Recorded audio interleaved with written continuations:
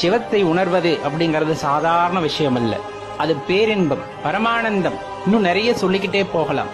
அப்படிப்பட்ட அந்த சுவையை அனுபவிக்க வேண்டும் என்றால் அவற்றை முதலில் உணர வேண்டும். அன்பே வடிவானவர்கள் அந்த உண்மையான அன்பை அடைய வேண்டும், அந்த அன்பை உணர வேண்டும் என்று நாளும் நாளும் ஒவ்வொரு நொடி பொழுதும் அதற்காக ஏங்கி உருகி அந்த என்பெல்லாம் உருகி போய் அன்பாலே நனைந்து கொண்டிருப்பவர்கள் தான் சிவனடியார்கள்.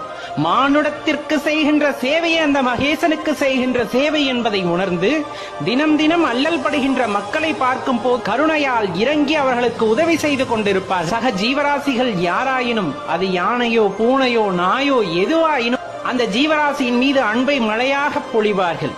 தனக்கு இல்லை என்றாலும் அதன் பசியாற்றி விட்டு தன்னுடைய வயிற்றிற்கு இருந்தால் ஈவார்கள், இல்லை என்றால் அமைதியாக படுத்துறங்கி விடுவார்கள். அவ்வளவு சிறப்பான தன்மையுடையவர்கள் சிவனடியார்களும் சிவபக்தர்கள். சிவனை வழிபட்டாதான் என்ன சொர்க்கத்துல கொண்டு போய் வச்சு தங்க தாம்பாளத்துல வச்சு தாங்குவார் அப்படின்றதுக்காக வந்துட்டு சிவனை யாரும் வழிபட மாட்டார்கள். சிவனடியார்கள் ஏதேனும் ஒரு வழியை படித்துக் கொண்டு அவரை உணர்ந்து விட வேண்டும் என்ற தாகம் மட்டுமே அவர்களுக்குள் இருக்கின்றது. அவருடைய இந்த ஆற்றலானது பேராற்றல். அதை உணரும் போது உண்மையான அன்பு என்ன என்பதை நாம் உணர்ந்து விடுவோம் என்ற ஒரே காரணத்திற்காகத்தான் அந்த எல்லாமல்ல அந்த பரம்பொருளை நோக்கி தினம் தினம் தவமும் கடுமையான தியானமும் செய்து கொண்டிருப்பார்கள்.